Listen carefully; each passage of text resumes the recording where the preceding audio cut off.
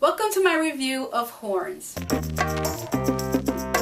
Horns is directed by Alexander Aja. It stars Daniel Radcliffe and a bunch of other very talented actors and actresses. Now the premise of this movie follows the story of Ig, who is played by Daniel Radcliffe. Something happens to his girlfriend and everybody in his town assumes that he was the one that did the act because of, obviously, he's the boyfriend, and because of things that took place prior to her murder that leads everybody to believe that he was the one that killed her. And because of this, he becomes this big mess of a person. He's a drunk.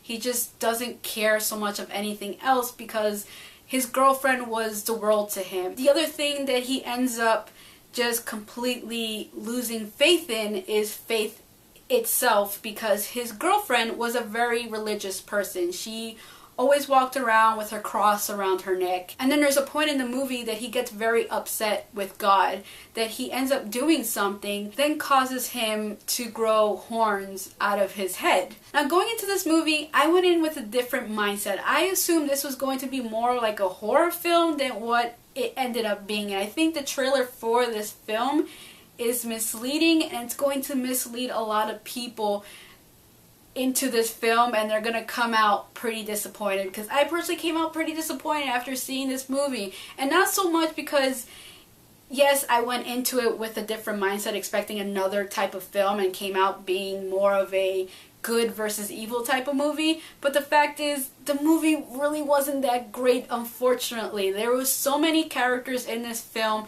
and I personally did not care for any of them. I did not care what happened to Ig and his girlfriend. I did not care what happened to his surrounding characters around him either.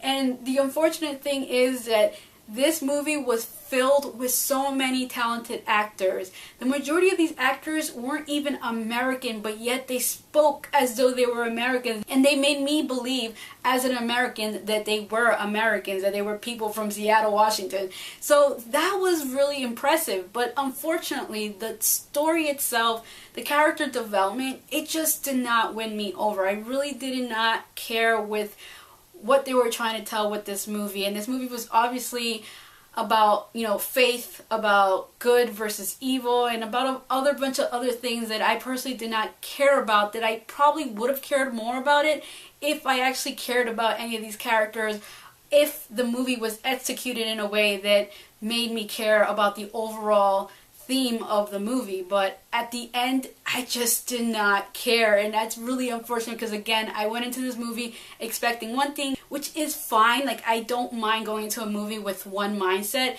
and coming out being like, okay, this movie wasn't what I expected it to be, but I still liked it because it was actually a good story. And I feel like this movie just wasn't that great of a story. Now, I've never read the book this movie's based off of. Maybe the book itself tells the story in a way that is brilliant and it's very, captivating, but the way the movie told the good versus evil and the whole situation with Ig trying to discover who's the person that really killed his girlfriend, all the twists and turns, all the surprises that this movie threw at me as an audience member, it just wasn't very clever. The story just wasn't clever for me personally, which again was unfortunate because I really wanted to like this movie. So I definitely recommend this movie to anybody who likes any of the actors in this film and you want to see them speak in an American accent, which is, I think that's like the highlight of the movie for me personally, just hearing Daniel Radcliffe talk an American accent, and some of these other actors as well. If you're just curious to see the movie, I guess check it out.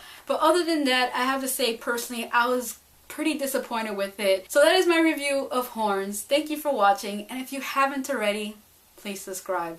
Hey guys, so the big thing that came out yesterday, which I'm sure you all are already aware of, is the Age of Ultron teaser trailer that was released. The Avengers Age of Ultron teaser trailer. And unfortunately, I wasn't home when the trailer dropped. I saw that there was like a leak version of it, but I wasn't able to see that.